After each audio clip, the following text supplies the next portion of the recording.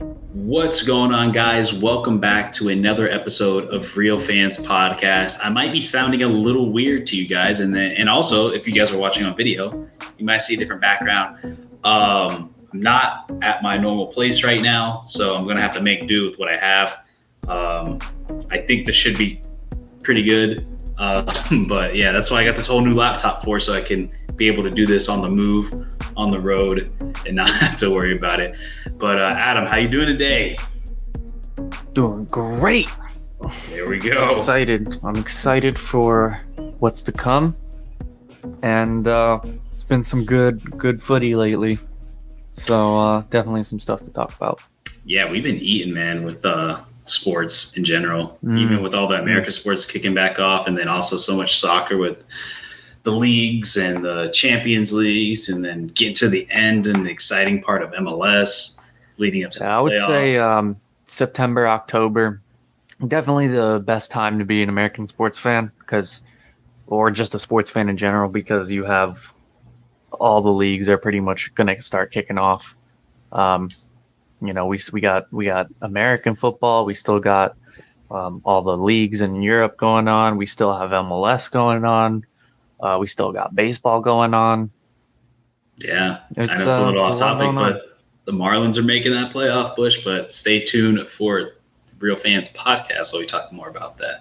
But yeah, I mean, honestly, when you think about it, we're almost having it seems like the only days we are not having soccer right now is Monday and Friday for the most part.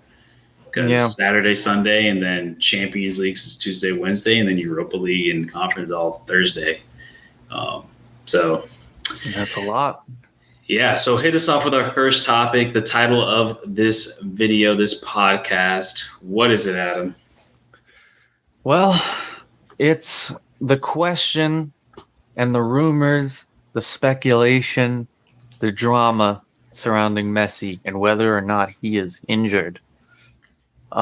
There we have some people saying that he got injured in Argentina for Argentina duty, and that they were just hiding it. Other people think that he may have re-aggravated an injury yesterday. There's some new reports coming out, so it's looking better than what we first thought. But how worried were you? I mean, we were both at the game when Jordi Alba and Messi were subbed out, in the 35th-ish minute for both of them. What was your initial reaction? Yeah, so when I saw that, I was worried at first, but seeing how at least Messi came off, I felt better about it because he didn't need help. Because that's the worriest thing is if you see him on the ground and he's in pain and he needs help. It was very odd because you can't. He did a very good job, I felt like, at hiding his emotions exactly. Like you couldn't tell if he was tired or if he was hurt. And it was tough. Jordy was a little bit more noticeable, like going back and looking at it. He was kind of holding his hamstring. He was kind of like, that looks like it's going to be a little bit more serious and he's going to probably miss more games. So between the two, look, obviously Jordy is awesome to have. He brings a certain stability and composure to the left side. But I think we can do without Jordy in the short term for the next couple games. Losing Messi is where it gets a little sketchy. But I will say, I think this team is much improved. Very much so, honestly. Like, I know pre-summer transfer window, we were last place, and even leading into League Cup, we were last place. But honestly, like, looking at this team now, take away the Atlanta game, this team looks good even without Messi. I think this team can make the playoffs without Messi. Does having Messi obviously elevate those chances? Of course it does. Like, I think it's almost a slam dunk when Messi plays. I think without him, It's a little bit more of a question. But I also still have faith, even with Messi being gone, that they can win games, especially with the remaining schedule left. Because the remaining schedule, we've gone over it countless times on, at least I have on both podcasts, and it's a really easy schedule. Once you get through this Orlando game, and if they can pull out a victory in this upcoming Saturday or tomorrow, and we're recording this on a Friday, they could they could easily kind of coast through the rest of the season and make the playoffs and give Messi plenty of time to rest for the October transfer window as well as November, because there's honestly, like, I know you play Chicago, you play Charlotte twice. I want to say you play New York FC, New York City.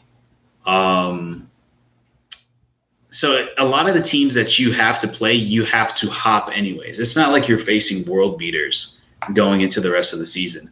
So it's worrisome that he's gone, but it does make me feel okay knowing, especially the performance that the team had when he left. Granted, let's be real, it's Toronto. They had Michael Bradley as center back. Like, but I was thinking to myself, because I think he's done. I think he needs to just retire. So when I saw him at center back, I was like, Jesus Christ, man, these guys will do anything in their power to keep this man on the fucking field.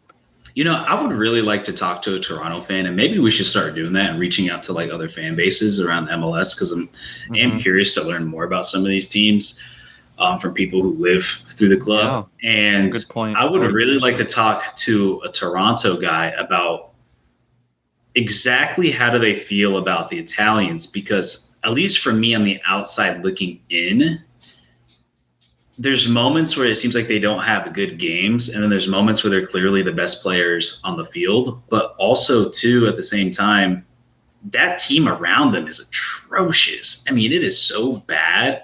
Oh, dog's just make an appearance. But the team on there is so bad that it's like, man, I don't know. All right, buddy. Here, let me put you in the other room real quick. But yeah, Adam, let me tell the people if you feel nervous about it or not. The more I'm hearing, the more rumors that I'm hearing, and it's not just from, and I'm going back more to the Messi thing, because. First, let me actually finish with the Italians, like you were saying. I don't know. I don't think they're the problem. Like, especially if you look back, we definitely talked about this. This was an article, a few weeks ago. Maybe it seems like a little longer ago that I brought up, where Bernardeschi was essentially shitting on the whole Toronto setup, saying that like. What's the point? There's no identity. There's no style. There's nothing we're really working towards. It's like you just go out and kick the ball, and it's like lose, draw, lose, lose. What's the point? He's like, this is bad for the young kids. I was like, yeah, you're right. So I don't, they got deeper problems. They're They got the new coach. Looks good. Did you see the new coach they hired? Yeah. John Herndon. Yeah, but still, their problems are much deeper than that. It's gonna take some time. If it were, they're lucky that Colorado is in the league, because wooden spoon hands down. If there was no Colorado, but Colorado are just so bad that it's pretty obvious who's gonna get that wooden spoon at this point.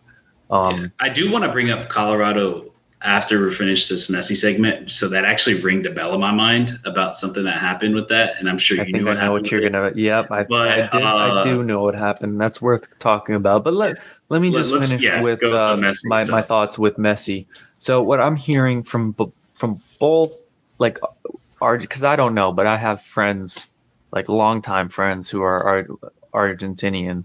So let's preface this real quick by what the Tata's comments were, and I don't know if you saw his comments exactly by what he said, but I think it's kind of like a good precursor for like kind of what he said. I know the gist. Do you want to?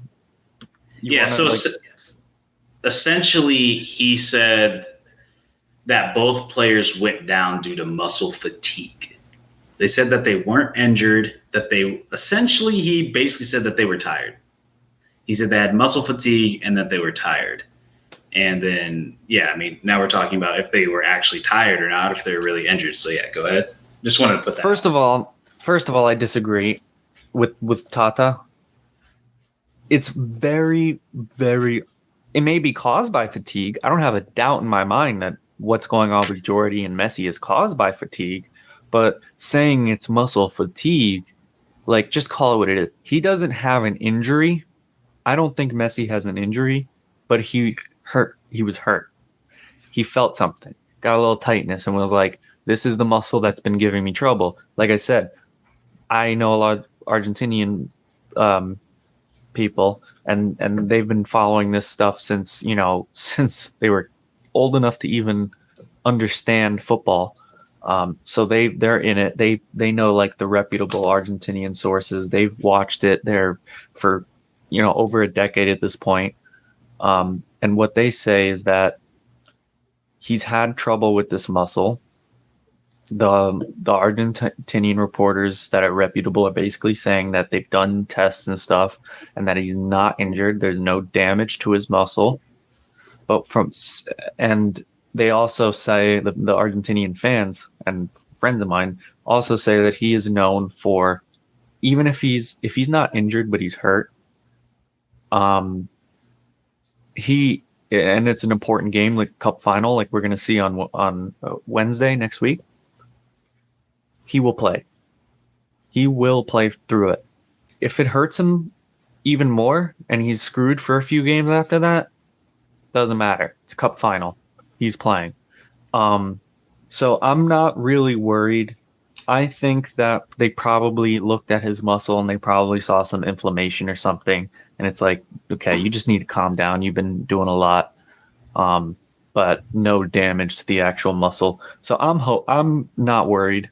Alba is, like you said, I agree with you. I'm a little bit more concerned about that one. Again, I don't know why. I mean, I do know why. That's why I disagree with Tata. I think that it's a money thing. They are not going to say, hey, Messi's not like going to be gone for a while. He's going to be good for our important games, but he's just a little hurt, so he's going to be missing this game. They say that, nobody's fucking coming. The ticket prices go down. Everyone, it just. So I think him saying that for both Jordi Alba and Messi just means he's not going to tell you the truth. And I don't like that. I think there should be transparency with injuries. I mean, I get it. It's messy, but just fucking give it to us, man. Yeah. So also too, I just remembered because you're saying that previous tightness, because you probably didn't understand it because it was in Spanish, but Tata said.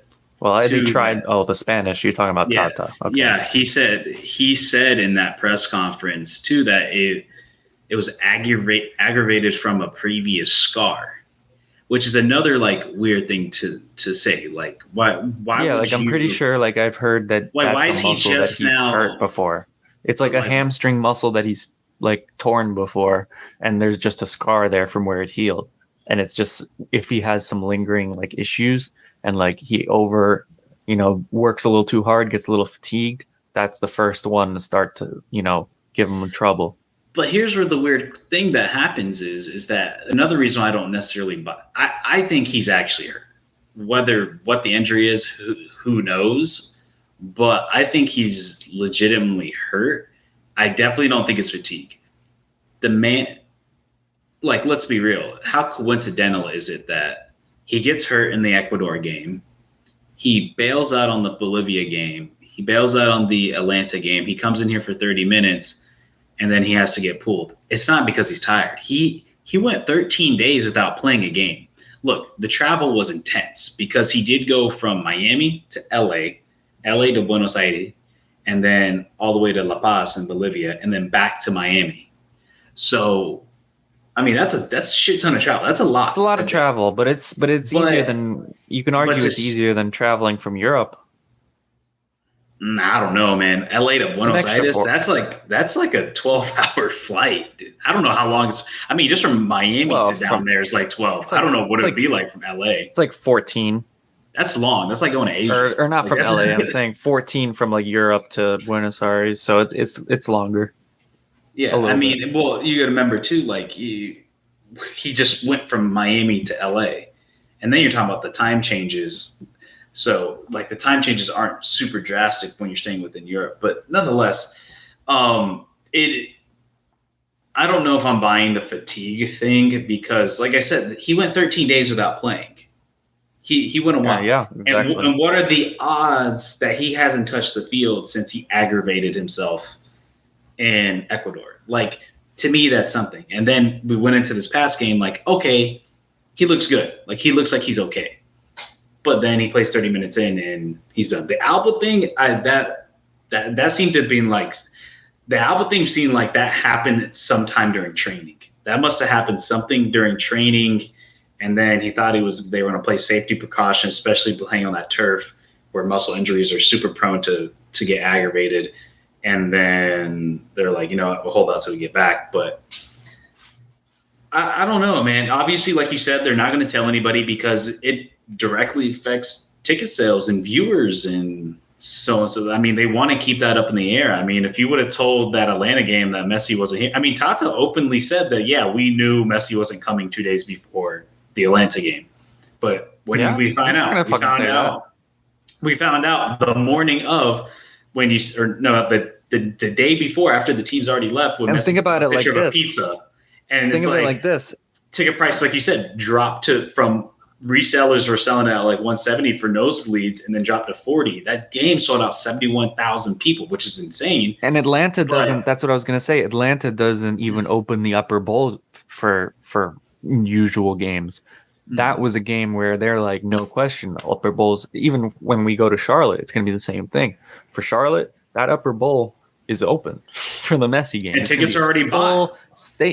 Full stadium. And who knows if he even plays? We might be either out of the playoffs or maybe we clinched it in the game. So that's even another thing. It's not even like you're saying, oh, okay, so it's like one of those, soccer specific stadiums where, it's not going to look weird. Imagine, you announce this much in advance. Imagine they announce now that he's not going to go to the Charlotte game.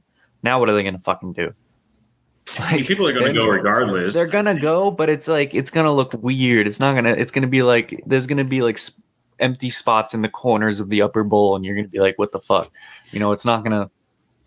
Maybe. I don't know. Right. Charlotte has proven that they can fill that shit up.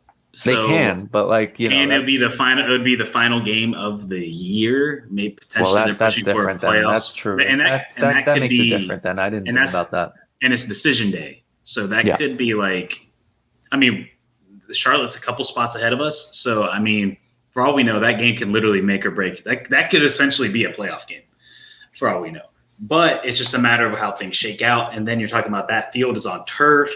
And it's like, maybe you shouldn't pay $200 to go see that game first. But, yeah, I mean, I think there's definitely a business element to it. Because it's like, look, we're not just going to unless everybody blatantly saw Messi get hurt, then it's like, oh, yeah, dude's definitely out for like a few weeks. But right now it's so weird. And like I said, he had a really good poker face getting hurt to where it's like, you don't know if he was hurt or genuinely like tired. Like, yeah, you couldn't tell. Did a very good job at that. But I guess, I mean, I briefly talked about like how I think this team will play without him. I still feel like there's a pretty strong chance personally, because I think this team without Messi, without Alba, is still a playoff team. And I think they can do enough to get in there because the teams that are ahead of them up to ninth are terrible. They're really bad. And I think you look at DC's ninth right now. I think Facundo Farias looks incredible. I was telling you from I'm so glad he's really warmed up. I wanted to see him warm up. Like I said, I wasn't saying that I disagree. I was just saying that I wanted to see it again, and I wanted to see more, and I wanted to see him actually get those stats down. I agree. I mean, he's special. He's one of those. The moment I saw him touch the ball for the first time, I'm like, this dude's got it. He has street ball. He has like street ball in him. Like, it's just like FIFA Street. Yeah.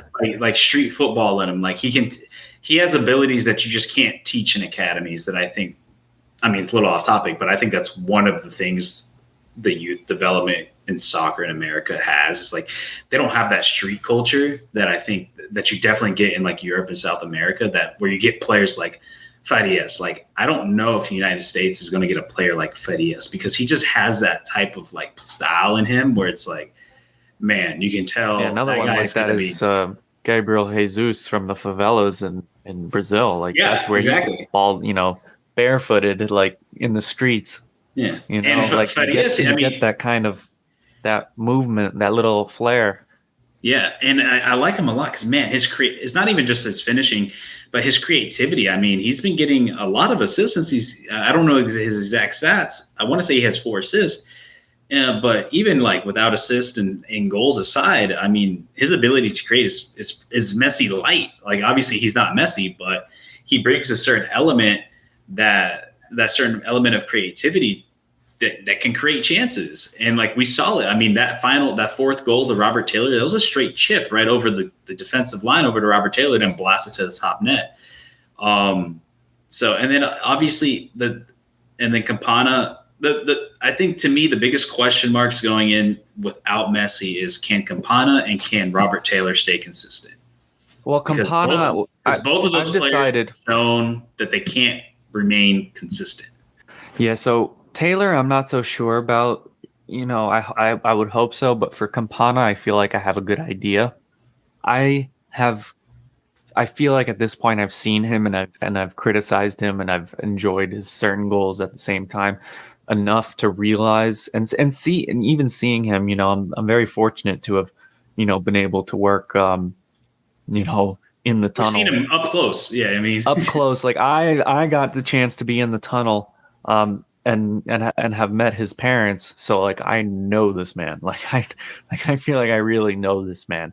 And the truth is, he's very young still. You know, he's emotionally as well.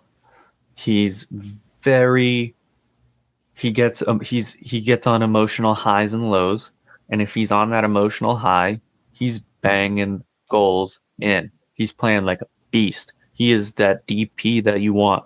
When he's not confident, when he's down on himself, when he's feeling, you know, for any reason whatsoever, whether it's an injury, which is what has been in the past cases, that's what really killed him for a while. Is last season when he got that injury, and at the end of the season, he was like, even coming into this season at the beginning, he just wasn't. He didn't have his confidence, and that's what a transformative, you know, experience like Messi, Alba, and Busquets and Tata have brought, is that it really changes everybody's mood. You win a few games, and then a Leagues Cup trophy. He's riding up the highest high of his career right now, mentally, and it's showing in his production. You know, obviously Messi feeding him a few of those goals helps. I mean, come on now, Messi. yeah, I mean, let's be real. That's going to help. But that's how I feel about Campana. If you can keep him confident and happy, he's going to be fine. If he gets down on himself, you got to figure out a way to like spark him, because it's tough to get him out of that, and he spirals. And I think the one thing, and this kind of goes for all target strikers, and why I respect the style, but it's never like my go. If I had to personally pick one, like that's not like my go-to. But the problem with the target striker is like outside of the Atlanta game, because everybody's going to point to that because he had a great goal there. That was an amazing goal. But 90% of the time, he's not a guy who can create for himself. And for me, that I've never been a fan, or like I just feel like it always kind of hinders you when you have a striker who can. I mean, let's be real. Campana is just a head-in machine. The guy's he heads in like crazy. He is the best. That's his best. That's his best quality for sure. And he's great at being in positions at the right time. And that's also a big part of being a good striker. You got to be in the positions at the right time. I mean, hey, Lewandowski is one of the best because that's his specialty. You know, I heard a commentator the other day say, like, oh, he's in the right place and the right time. Haven't you heard that one before? And it's like, yep, that's his career. You know, so if you become extremely good at that, you can be a really prolific striker. That really is most of it. Yeah, and like Campana will never be that guy who breaks the lines. Like he'll never have that style break the lines. And like he has, but it's usually been like a a it's probably defensive weak. mistake. Yeah, it's A weak. good pass and it's a defensive mistake. But I mean, there's a reason why most of his goals are chips or crosses in, and he heads it in. And it's great to have a guy like that. It's great to have a target guy like that. But it's part of the reason why I feel like Tata, I feel like he's like me in that sense, where I don't know if he necessarily values that as much. And I think there was a reason why he was starting Joseph when he first got here. But Joseph is, as much as I wanted him to succeed, he's just proven time and time again that he's just not the same guy anymore. So I see a world where we bring somebody else in that can be like that guy who can break the lines, because that's what Messi loves to do. Messi loves to break the lines and and if you can get a guy that can really read that, Campana can't necessarily do it as much unless it's an aerial ball. But he's still playing well, and I hope he continues to play well. And as long as we have guys like Farias and Messi and Robert Taylor who can help create and shoot from distance, and he can be there for the rebounds or the chips or the crosses, and he can just be there, that's good enough, and he can finish. But I mean, I guess how do you expect? Do you think the team can still make, like, do you think Messi being gone is a massive hindrance? Because I feel like within the Inter Miami actual fan, let's just like the actual Inter Miami fan base, or at least the new Inter Miami fans that have came since Messi came and have actually watched the games, I feel like a lot of us feel like, no, I mean, Messi's not here, but we still pretty confident to win these games. Even this Orlando game, like, I feel pretty confident at least come out with a draw and win. It seems like most of the people that are skeptical about him or are skeptical about Miami with Messi gone are people that probably haven't really watched us outside of the games Messi's been there. And, like, they didn't see the Sporting KC game. They didn't see this second half of the final three quarters of this past game, and they just saw the score line for Atlanta, and they're like, oh, these guys are the good. But, like, no, I mean, if you actually watch these guys, this team is good enough to win without Messi. And I was making jokes about it too, because I was like, man, Busquets, I don't know how this man has been able to play 90 minutes every single game. I know he doesn't move too much, but, like, not on top of just, like, playing the 90 minutes, but he's getting his ass beat out there. Like, I'm convinced they are pumping that man up with something. I am convinced they are pumping him. There's no way a man that skinny, that old, is taking that many hits and playing 90 minutes consistently. Like I said, it's not like he's running a lot or really being super defensive like he used to back in the day. That's why we're running double pivots. But, like, man, I don't know. I guess that says a lot about who he is as a player. I guess he's been dealing with that his entire career. It's been a day at the office for him. But you would never put him by himself on an island. No, never. I would not. But yeah, go ahead. So yeah, it's interesting. We're going to talk more about it, especially next week. We're going to try and get a little preview episode for the U.S. Open Cup final.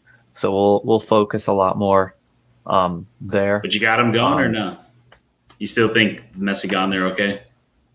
I think they'll be fine. I think they'll be fine, especially looking at, how close they are to those wild card spots and the teams ahead of them. It's like, come on. But yeah, so before we move on to the predictions, I do agree we should at least quickly mention the future wooden spoon holders. The Colorado Rapids.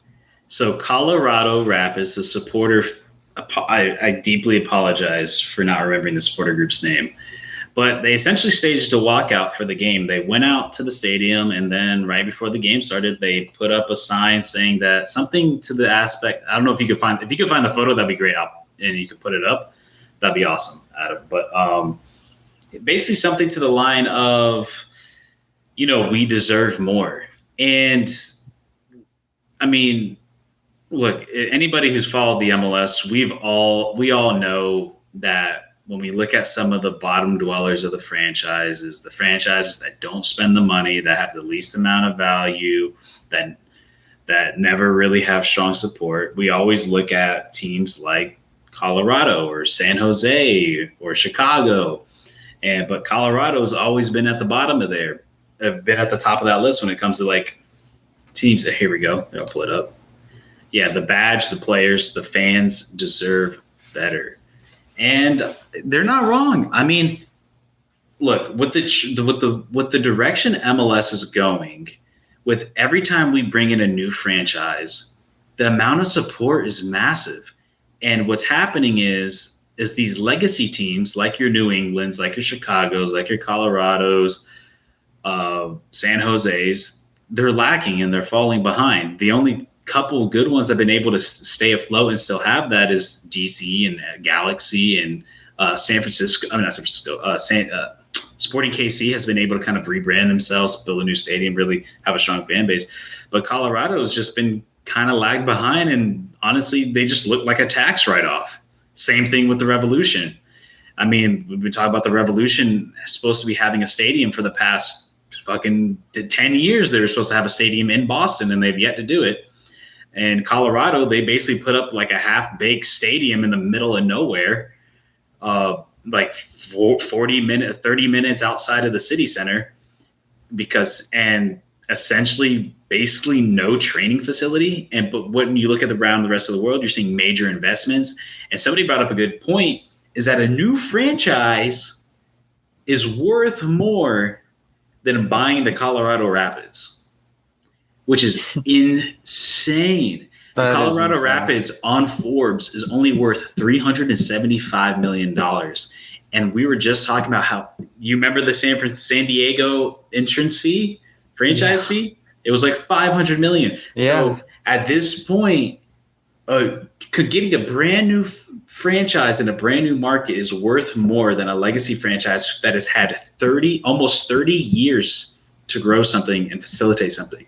But it just proves that Kroenke, all he cares about is the greed and the money, and he doesn't care about the teams or spending more. It doesn't matter what team, whether it's Arsenal, the Rams, the Denver Nuggets, the Colorado Rapids. He got lucky with the fucking Nuggets. It's all real estate plays. Like, let's be real. It's all real estate plays. It's and tax write-off, specifically in the Rapids.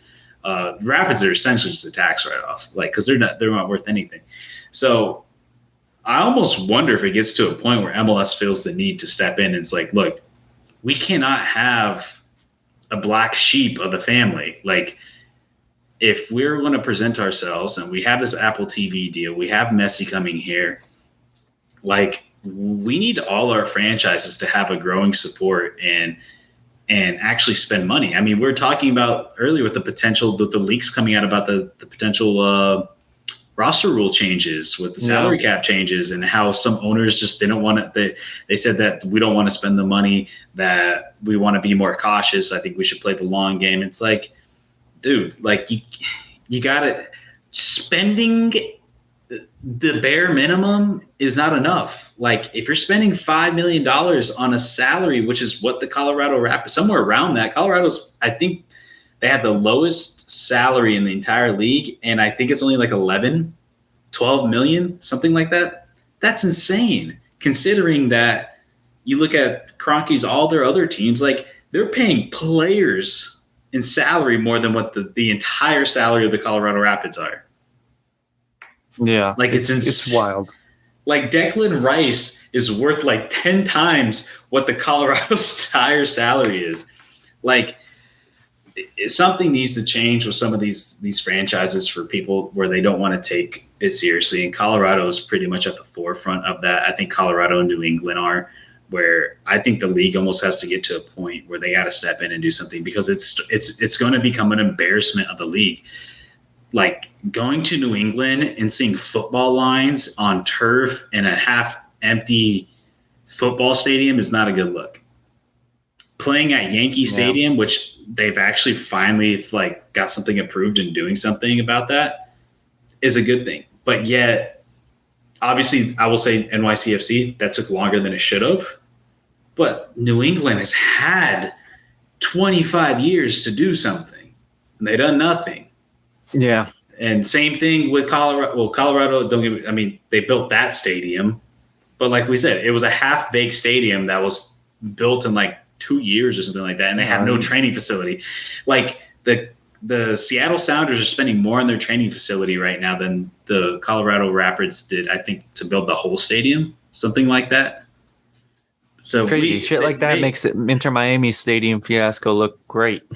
And that's a big market that you're missing out on due to a half-baked like approach to It is a big the league. market. It's a huge. I mean, you're market. talking about Denver, millions of people, and then you You decide just saw what.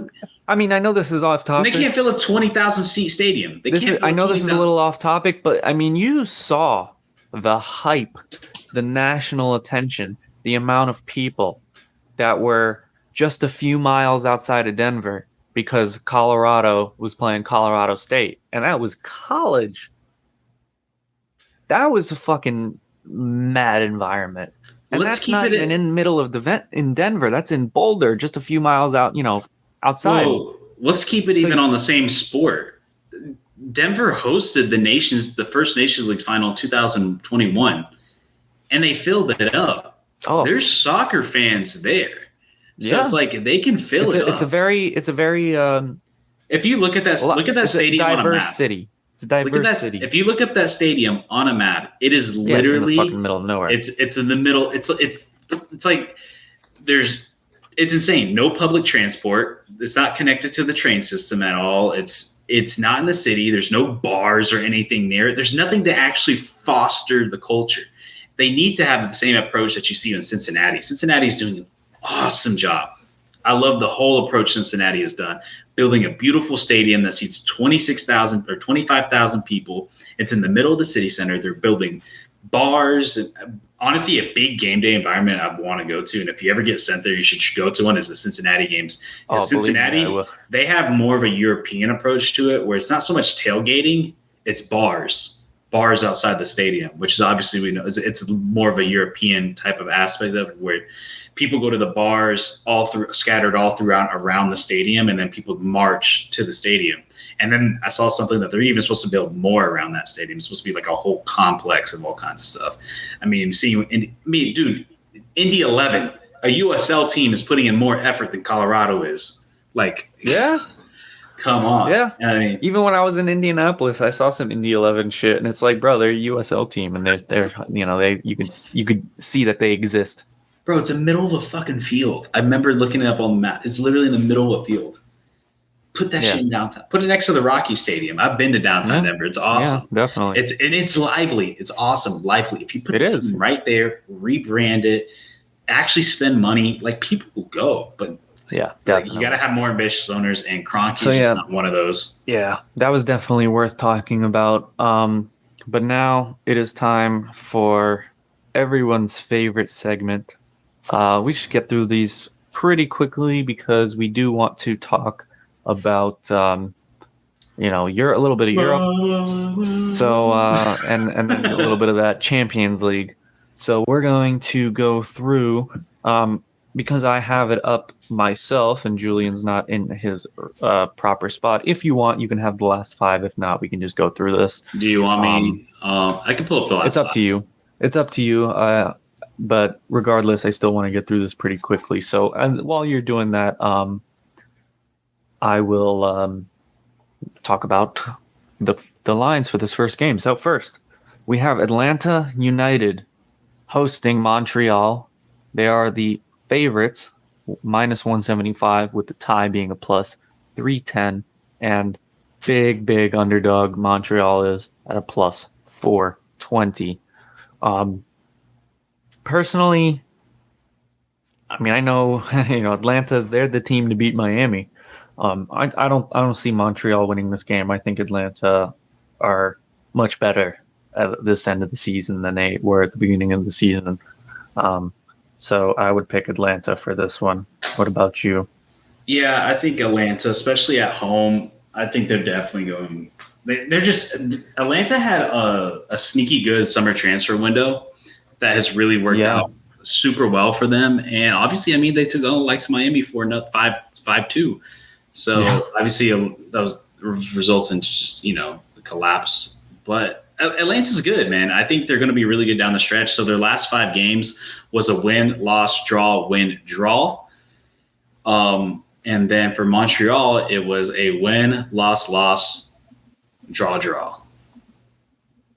All right. So I'm going Atlanta here. Same. All right, let's move on. Next, we got DC United will be hosting the New York Red Bulls. This is an interesting one for betting lines. DC United plus 120 for home. The draw plus 230 and New York are plus 210 as the away team. Give us the last five for this one. This is a tougher one. These are both teams that I think are very mediocre. Yeah, so DC United, they've lost, won, draw, and then New York Red Bulls have lost, draw. So only one win in between the two teams in the last 5 games. For me personally, I think this is going to end up in a 1-1 or 0-0 draw. Like you said, these are two teams that aren't good. DC is out their starting goalkeeper, which he wasn't very good in the first place. Yeah, man, both teams really struggling. Like I said, this is why I think Miami can hop these teams. But yeah, exactly. I can see a draw happening here.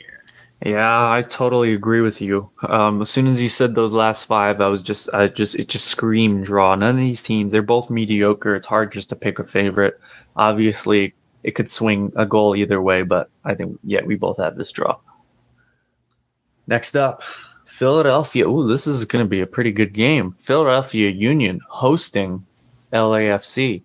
Philadelphia Union. MLS Cup rematch and MLS CONCACAF semifinal rematch. Yeah, exactly. So we got Philadelphia Union, the favorites, at a plus 115. The draw is a plus 250, and LAFC, the away team, plus 200. Whew.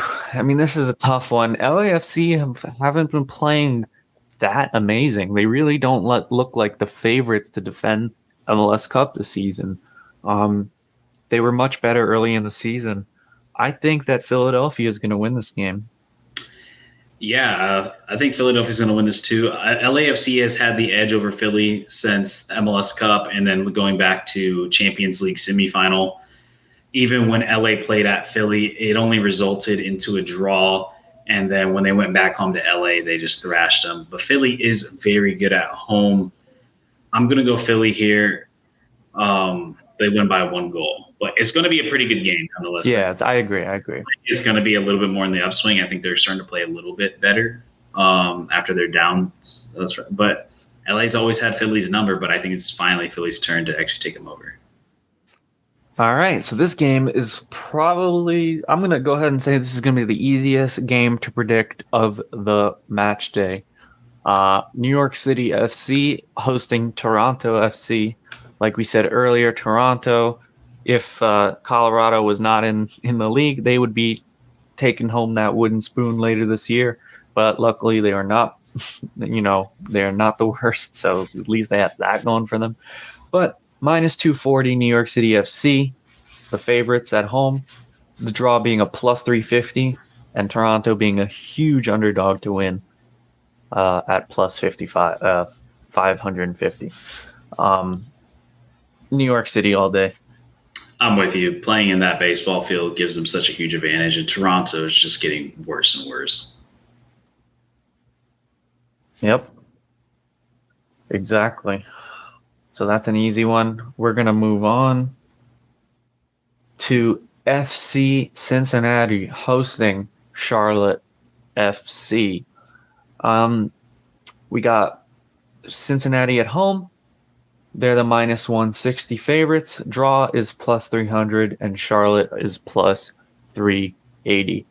I'm gonna go Cincinnati here. This definitely, I think this is a bit closer than the odds say they are. Really, but a little bit. I don't think Cincinnati have been playing that amazing lately. Look, they've been inconsistent. Cincinnati's, but they're gonna win this game. They're winning the Supporter Shield. They've been the best. Ooh, line just moved a little bit to minus 165 as we're talking, but towards Cincinnati. But yeah, I mean, this is a Cincinnati win. Charlotte looks terrible. I feel like they have no playmakers on that team. Give me Cincinnati. Yeah, I still think Cincy's going to win. I just think it's good. It's good parlay. Good parlay. I think minus 165. I don't know where I'm going with this. I think it's just best just to move on, pick Cincy because they're going to win. So let's move on to the next one. It's kind of a shitty game. Chicago. Chicago Fire hosting New England, plus 120 for home team Chicago, plus 260 for the draw, plus 190 for the away team New England. Oh man, I'm gonna pick draw on this one.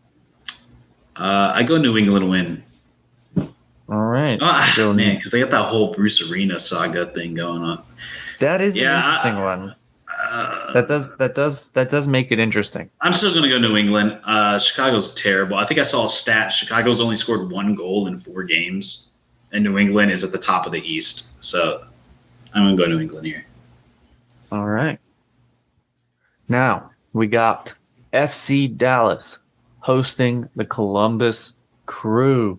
FC Dallas at home plus 155. The draw plus 250.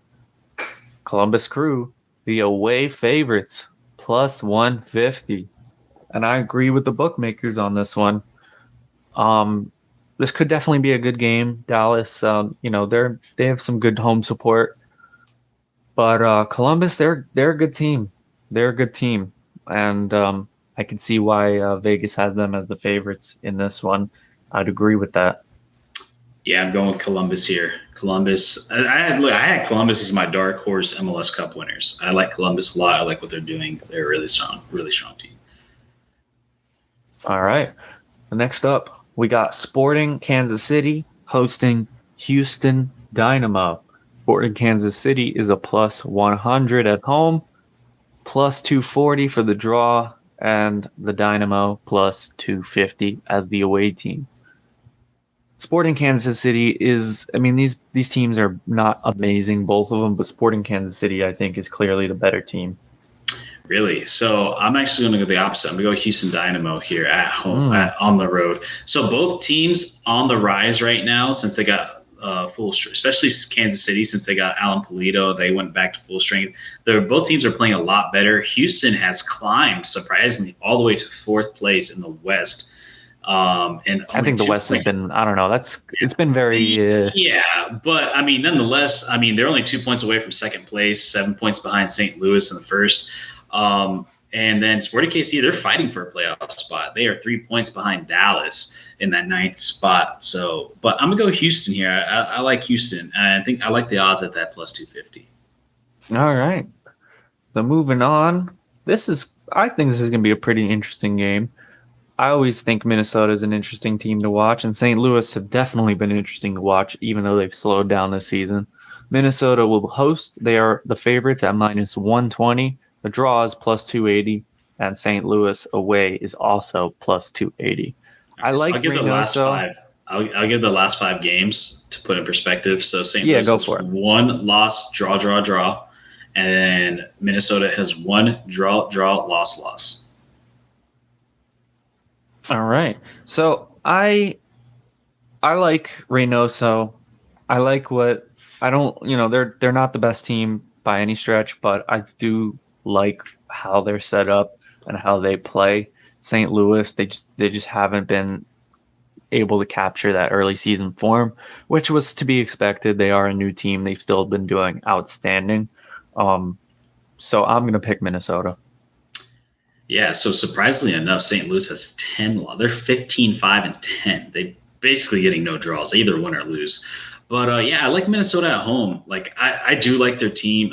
Obviously they are a more talented team, but St. Louis seems to be playing better as a team. But I like Minnesota at home. I'm gonna go Minnesota, especially with them fighting for a playoff spot. Next, we got Real Salt Lake hosting Vancouver Whitecaps.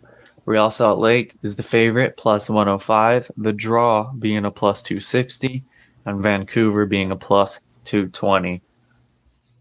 This game for me, it could go either way, but I think Real Salt Lake have been in better form lately. So I would pick Real Salt Lake. So Real Salt Lake, when they brought in Chicho Arango, they went on a little bit of a run. It seems to be that they just slowed down, but yeah, they slowed down. Don't sleep on Vancouver. Vancouver has actually been on a really good run. Vancouver has won, a draw, 1, and then 1 loss, and then Real Salt Lake has lost, win, lost, lost. So I like Vancouver. I think Vancouver's a sneaky good team that no one's talking about because it's, in that far corner. But I like Vancouver here. I'm actually going to go Vancouver on the road, get a victory. All right. Next up, we got Portland Timbers hosting the worst team in the league. Well, this is the second easiest game to predict this week, in my opinion. Portland are a favorite at -195. The draw being a +320, and Colorado Rapids being a heavy dog at +490. Portland all day. Not even just the fact that they're playing Colorado, but Portland's been on a run right now. So every time I look over, I see Portland winning. Evander's been playing really well for them, which he was a big deal signee coming into this season. But, I mean, Portland has one draw, one. So they've brought themselves back into the playoff race of these last 5 games. Colorado, meanwhile, they're not even touching it. They have a -23 goal differential. They've lost, won, lost. All right. So we are in agreement for that one. Now to San Jose. Why does it say Saturday at 10:30 p.m.? Because ask San Jose. Oh, okay, never mind. I'm getting confused because of this. I was Sunday. thinking there's no way an East Coast game is fucking. I was like, no chance. I hate FanDuel when they do this. I wish they just put it on the top. It's the next day. Yeah. All right, so San Jose Earthquakes are hosting Nashville. San Jose is a +125. The draw is +230, and Nashville away +200. I like Nashville. I like these odds. I think +200 for Nashville away. I think I would go for that. Man, I think the travel and the time difference is really going to hurt them. San Jose is not a bad team. I think I'm going to go San Jose here. I think San Jose can pull out a victory at home, and I think that time change that late at night is going to make a difference. All right. Next up, the Sun Pacifico. Or Clásico del Sol, whatever you want to call it. No official name yet. One. Soon. Florida Derby, whatever. Yeah. Orlando are hosting Inter Miami without Messi. Orlando City are a -125. They are the favorite. A draw is +270. And Inter Miami are a +300. I just can't. I hate Orlando too much. Even though I think draw would probably be a safer bet, I'm going Inter Miami.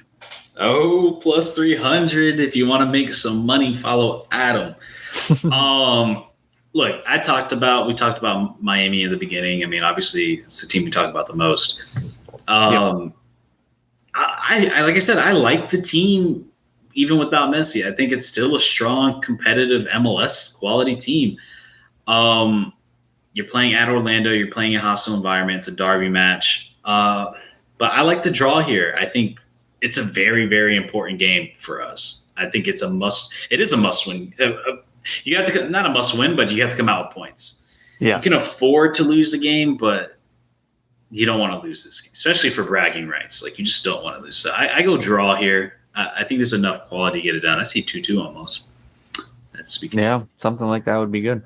All right. And the last game of the week is going to be Austin FC hosting LA Galaxy. Austin FC are a -110 favorite. The draw being a +270. LA Galaxy away being a +260. I'm going to let you go first on this one because I'm actually not sure. I need to think about this one for a minute. Both bottom dwellers of the Western Conference, but both seem to be getting a little bit better. So here, I'll give you the last 5 games for both teams for reference.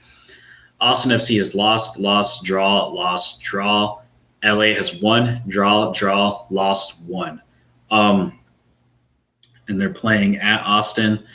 Austin's an awesome home field environment, but they haven't been able to really win at home. So I'm going to go LA here. I'm going to go LA with the win. I think Austin loses this game. I'm going to agree with you. It's a tough one, especially, if Austin's going to win it, it would be at home. But I definitely agree with you there. I'm going to say LA. It really turns out that Austin probably wasn't as good as they were last year. Maybe they just caught. Yeah. And that's what I'm saying. I wouldn't be surprised if we see St. Louis suffer from the same fate that Austin is suffering from this year. I mean, for the most part, Austin ran back the same team, and it's not working. They just need more help on that team. They need a true striker above Jerussi. They need better wingers.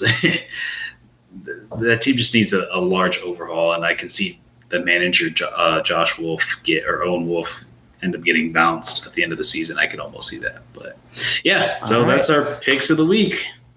Perfect. Alrighty, so let's move on. We don't have too much time left, so we are going to move through this pretty fast. So apologies if we aren't as in depth with this as usual. But the first thing I want to talk about when it comes to European soccer, and I wanted to talk about it because you are a Barcelona fan. The only thing I've really seen that made me go wow was the Champions League game against an opponent that's not good and that you expect to beat. But I still want to ask this anyway because I think it's an interesting topic because it was such a big signing. Is Joao Felix the answer to Barcelona's issues? Yes. Yeah, I think, man, he's brought an element from the team that has desperately needed. I was bringing it up a couple episodes ago. The biggest issue with Barcelona was they didn't have a playmaker, a guy who's creative, who's going to open up space and allow a player like Lewandowski to score. I've been beating this drum over and over again that they basically have been, not so much this season in the first couple of games, even before Joao Felix's arrival, but last season just playing out the wings, crossing it in, Lewandowski on an island with four other defenders, hoping he can get it in, and every now and then he would. The man was getting no service.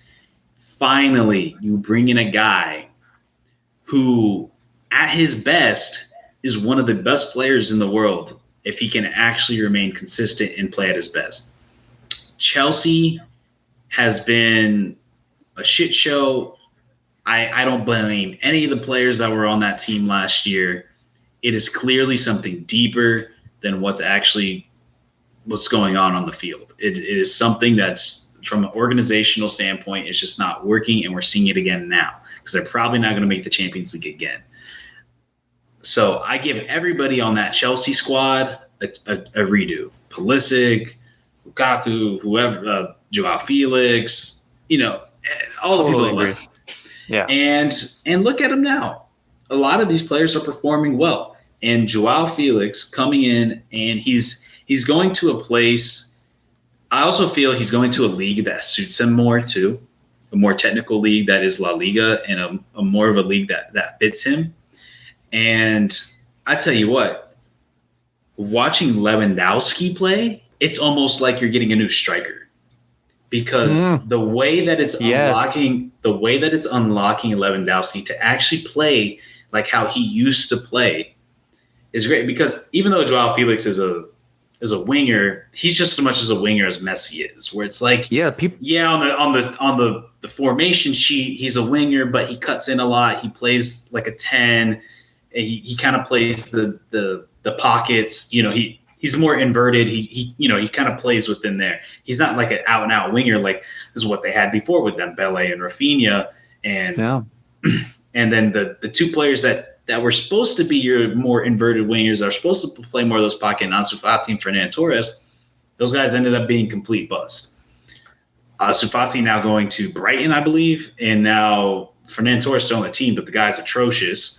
But not even just Lewandowski seems to be playing better. Rafinha seems to be playing better because now he's getting put in a position that you saw him when he played at Leeds, where it's a more natural position for him. You're not asking him to play that because Rafinha is more of your out-and-out winger.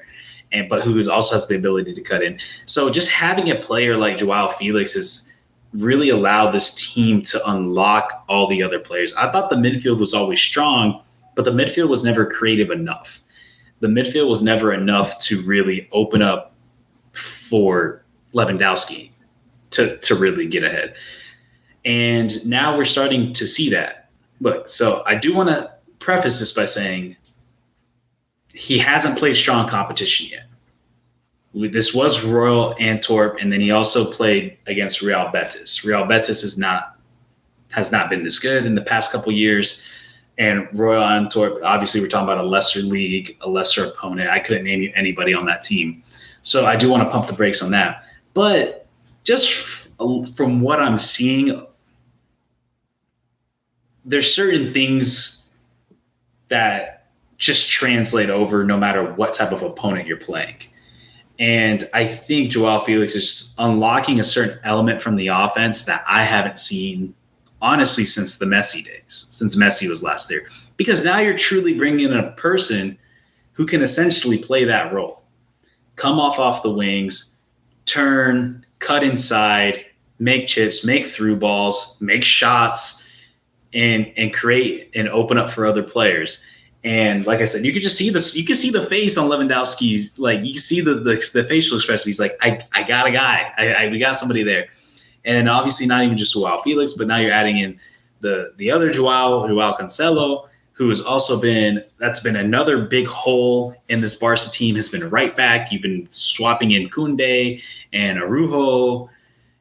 Now you're bringing in a guy who's like a true winger. Not winger, my bad. True right back. Who can press, who can attack, who can go in and cut inside and also score goals himself, which he has, and provide assists. You're kind of bringing in now you're having somebody on the other side along with Balde to actually bring that presence and allow players like Rafinha, Lewandowski, and Joao Felix to really kind of push inside and a little bit crowd that box a little bit more, which is what they're missing when they didn't have that. And now you were asking Dembele to play out now. And I know a lot of Barca fans hate on Dembele. I'm not Dembele is a good player. I'm not massive on him because he is injury prone, and in general, I don't really care for his style of play. I'm more of a person who likes a more inverted, more like a winger that cuts inside more than an out-and-out winger. But yeah, I mean, I don't want to get my hopes up too much because of the competition.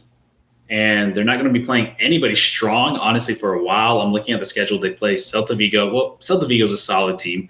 But then you're playing Mallorca.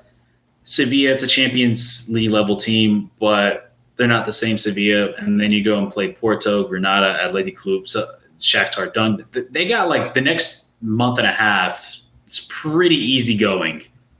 So we're not going to see them get tested too much, not for a while. But look, I think that's fine, though. I think they don't need to be tested off the jump. This is a new squad that needs to really understand how they work together. And it seems like they already getting it, like right off the bat.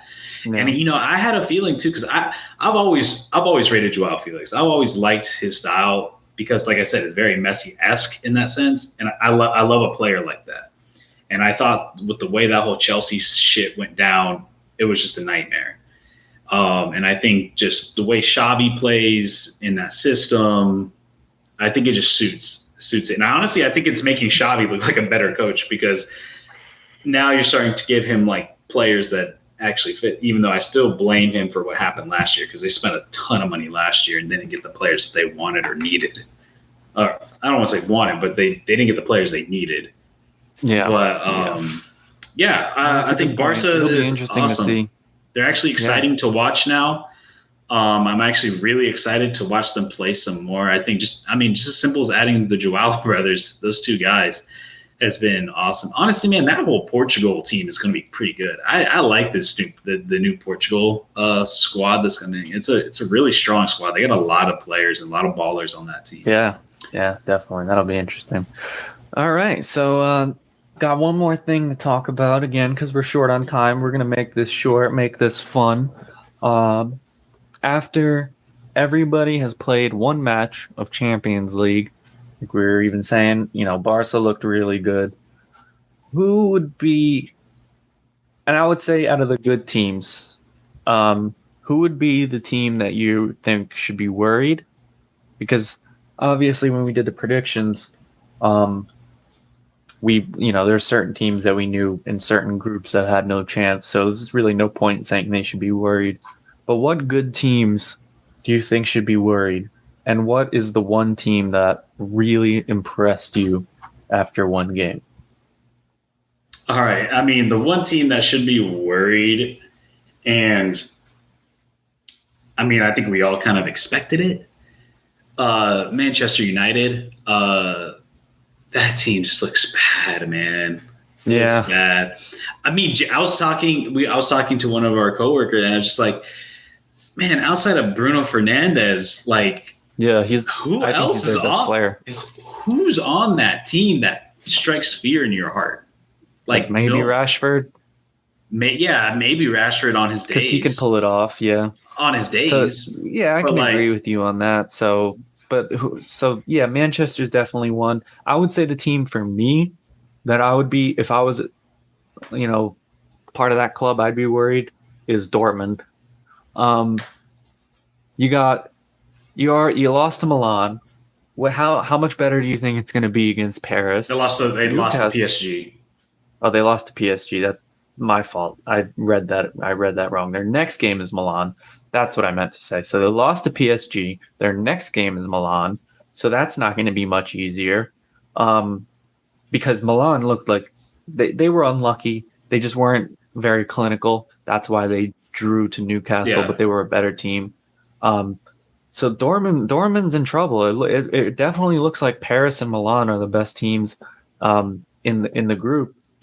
So that's who I think I'd be worried or worried for, not worried about.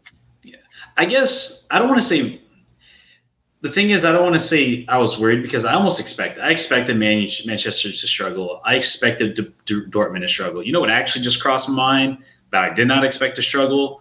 That you genuinely should be worried about, and I was talking about this even coming into this Champions League, is Real Madrid. Real Madrid didn't score till the 90th. They didn't score till the 94th minute against Union Berlin. Yeah. Look, I know Real Madrid has been, that Jude Bellingham magic's going to run out eventually. Yeah, I mean, he is great. I mean, he has been the signing of the season so far. I mean, a central midfielder with 6 goals. I mean, that's insane. 8 with 6 goals. And I know he's playing attacking. I know he's playing attacking mid. But, dude, to go scoreless for 94 minutes and then have a magic of tap-in from Jude Bellingham is not a recipe to win. And I was saying that Real Madrid hasn't been tested so far this season. They've been squeaking out wins against not very strong teams, except for Real Sociedad. Real Sociedad is probably the toughest team they have played so far this season. And then, Union Berlin, I thought they're about to walk out with the draw.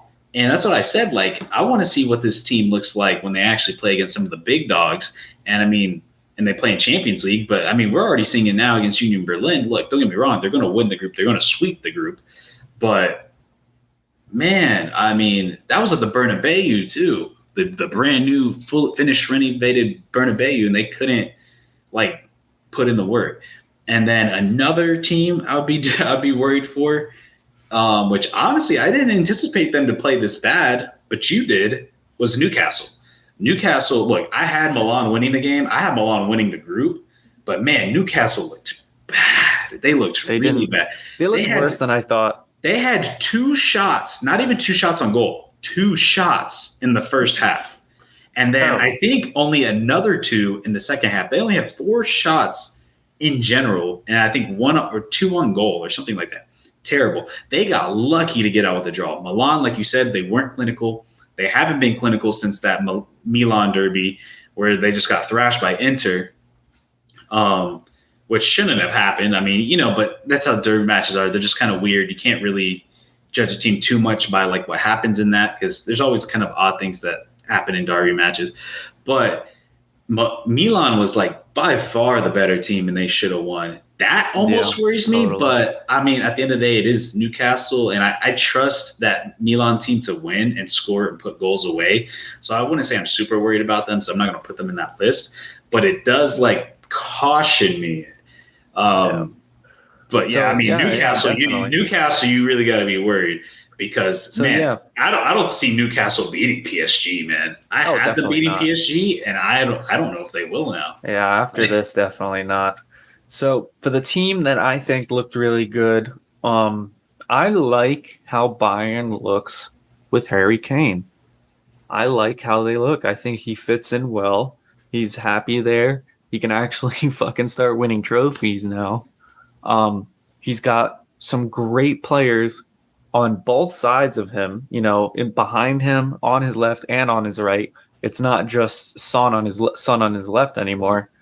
He's got good players all around him, and that team looks really good. My only question marks with that team is the coaching.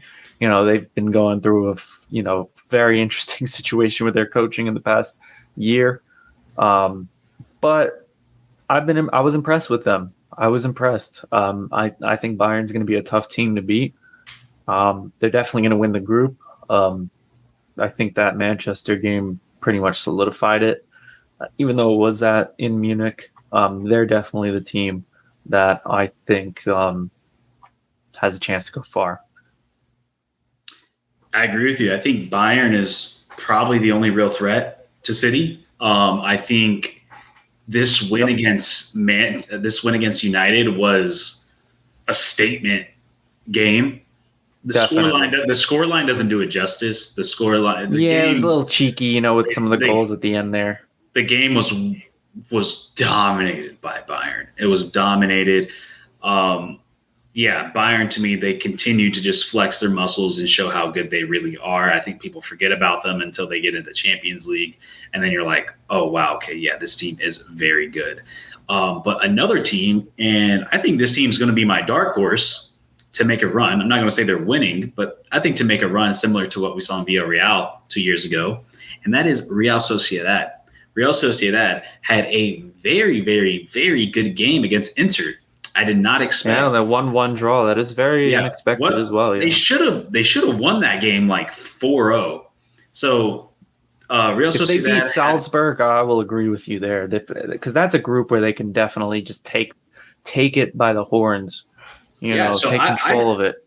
Especially with the result they had over Inter, and that wasn't in Milan. That was in San Sebastian. That wasn't in Milan. But they looked by far the more dangerous team against Inter. And mind you, this is Inter coming off of a 5-1 victory over AC Milan. And I'm thinking Inter's like, oh, they're rolling into this Champions League hot. I mean, you beat your rival who's coming into this season looking really good. But then you have a Real Sociedad team, which honestly, Real Sociedad, because mind you, that weekend prior, they played Real Madrid and took Real Madrid to the end. And we were talking about a little bit in our group chat. Kubo, man, that guy's a baller. That guy's good. I like him a lot. I mean, they were calling him the Japanese Messi when he came into Real Madrid a couple years ago and then went on loan. The guy is good.